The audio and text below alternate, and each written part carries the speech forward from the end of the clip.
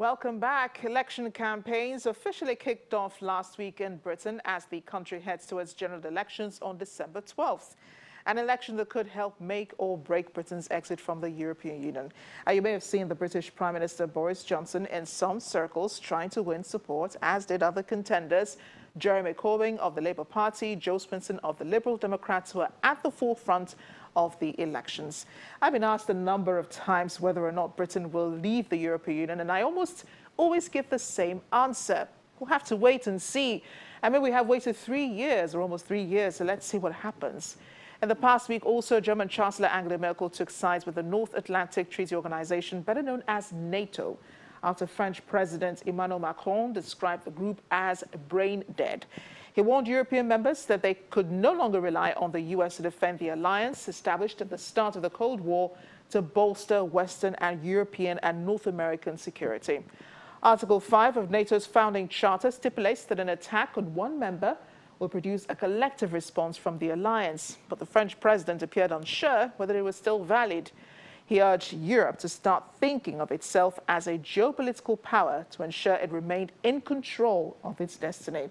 He faulted NATO in allowing the U.S. to pull out troops from northeast Syria without consultation with NATO, allowing Turkey to step in. Interestingly, some analysts say Mr. Macron's diagnosis was risky but necessary. German Chancellor Angela Merkel condemned the French president's description and reinforced the importance of a country's role in the transatlantic alliance. NATO Secretary General Jens Stoltenberg described Germany as the heart of NATO, while Ms. Merkel said NATO was the cornerstone of security for Germany. Russia thinks the French president is right in his description, and the U.S. Secretary of State Mike Pompeo says the alliance is one of the most important in all history. These are the issues in Europe this week. Let's talk to Nigerian-Belgian politician Mr. Collins Weke on these issues. Mr. Weke, thank you for joining us on Diplomatic Channel. I want to ask you what I've always been asked, especially around the office. Will Britain make it out of the European Union eventually? I think it would be rather unwise to actually rule anything out at this point in terms of Britain eventually, leaving the EU. I do believe, however, that there are two broad, scenarios that you can already rule out. First and foremost, the chances of Britain crashing out of the EU without a deal is almost as good as ruled out because of the turn of events with the UK Parliament and then confirmed by the House of Lords. Now, secondly, we also know that the prospects of a hard Brexit is almost as good as non-existent as well. So what do you have left? What you do have left is, a watered-down version of Brexit, if at all is going to happen. What that essentially means is that Britain may leave the EU, if at all, but almost everything remains unchanged. So in the end, if Britain eventually leaves, because that remains the question mark, one is going to eventually wonder, what was all that trouble for in the first place? So I think to a very large extent, there are reasons to believe that this is an experiment that has gone badly wrong. I do remember that before Article 50 was triggered, the EU had said that Brexit is Brexit. And the last time there was an extension up until October 31st, I remember the EU also, the European Council President Donald Tusk is saying that he hoped that Britain would really make good use of this time, this extension, and know that this is the last time they're giving this to them. Britain is still working on a deal, and the EU is still giving more time. They have until January 2020. Why do you think that is? Why do you think the EU keeps giving Britain time to make up its mind, and why is Brexit taking so long? Well, if I recall well, as a matter of fact, I believe that the statement that Brexit is Brexit should or can be credited to former Prime Minister Theresa May, I am not certain that that was the view that the EU itself shared. Now, one thing is very clear from the perspective of the EU, and that is that they found the referendum for Britain to come out of the EU as very unfortunate. They have been rather reluctant in making that happen. So the reason they haven't left is not really in the hands of the EU institutions. Rather, it is the inability of the British Parliament, where, as a matter of fact, law and order in the British Parliament has broken down. Hence, this election is coming to try to see if there will be, a sizable majority to see the Brexit through or otherwise. I want to quickly get your thoughts on this election that's coming up in December. And I know the rest of Europe will be watching intently for the outcome. How does this impact on the Brexit deal and then the EU's relations with with Britain as regards who now takes over getting Britain out of the EU? How will this election affect the negotiations surrounding that? Well, as a matter of fact, this coming election on the 12th of December can really be seen as a Brexit election. This election essentially is all about Brexit. Now, what we can see is essentially three broad building blocks. Now, on the one hand, you have the pro-Brexit bloc, constituted by both the Conservative Party and the Brexit Party. We also see that the elite is beginning to thin down gradually to the point that there is a real fear of a hung parliament in terms of no particular party having enough sizable majority to get things done, to get Brexit done. So everything is actually up in the air.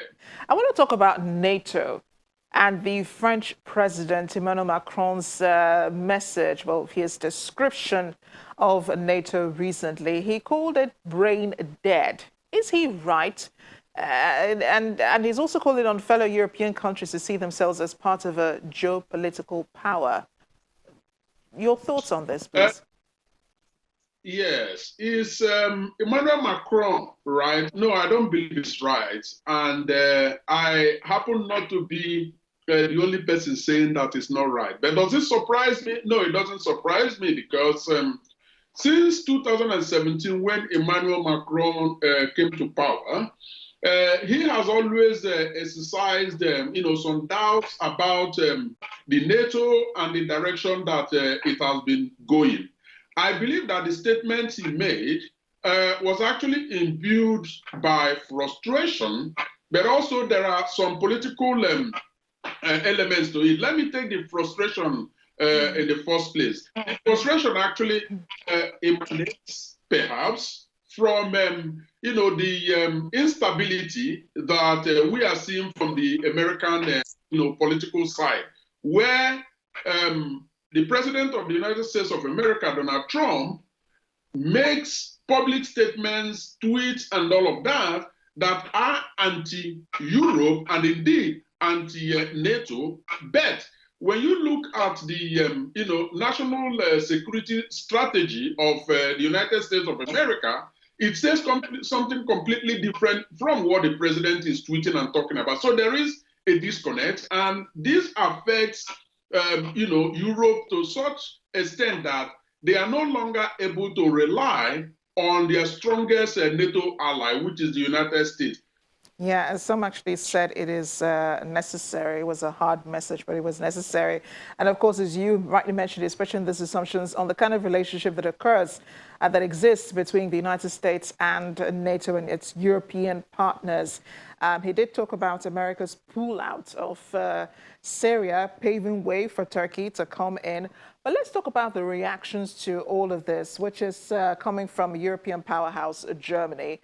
The German Chancellor Angela Merkel held a press conference with the NATO Secretary General Jens Stoltenberg, where she had disagreed with Mr. Macron. She acknowledged that there are problems in NATO, but she said making sweeping judgments is not necessary. Others, such as Russia, think that Mr. Macron is accurate in his assessment.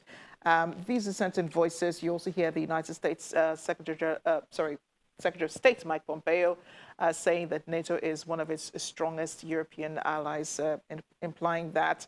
There are too many messages here. I don't know if you're receiving that, some sort of distrust within European partners in NATO, and some sort of distrust with the US, and some sort of distrust even with each other.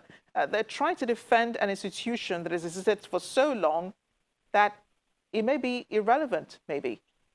The Foreign Secretary, Pompeo, was very clear about the fact that Europe remains America's strongest ally as it pertains to NATO.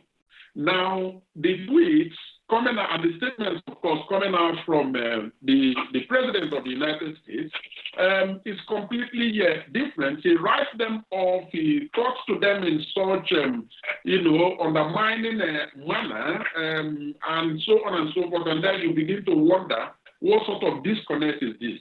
Now, bringing it back home to Europe, you also hear the statement of Macron and the strategic, press conference that Angela Merkel, the German Chancellor, held with the NATO Secretary General to actually counter the statements of Macron. Now, somehow you begin to ask yourself if all of these are deliberately orchestrated, one bloc pitching itself against the other, or these are all independent, loose happenings that will eventually, lead to both sides sitting down on the table to begin to discuss. But one obvious thing is this. European leaders, by and large, are very well measured. They are measured because when you look at the general positions that they have taken, and that position is that of pure reliance on NATO, but acknowledging as well that NATO needs to continue to adapt to the realities of today and going forward. The last 70 years, is out of the way. The next 70 years that NATO needs to exist, of course, but then not in the form that they have been existing. And indeed, the discussions are out there on which areas that, those adaptations need to happen. And if I have a little bit of latitude, I will be able to, expatiate on a number of those areas. But yes, that's what we're dealing with. Mr. Collins Weke, it's been such a pleasure speaking with you on Diplomatic Channel. We hope you'll join us again. Thank you for speaking with us today. Thank you for having me. Cheers. What did you make of Mr. Weke's comments and the comments made by the president of the Nigerian Traders Association in Ghana? Tell us what you think. I'm always available at Amarachi_Ubani, at Diplomatic Chan, and at Channels TV, all on Twitter. I'll see you again next time.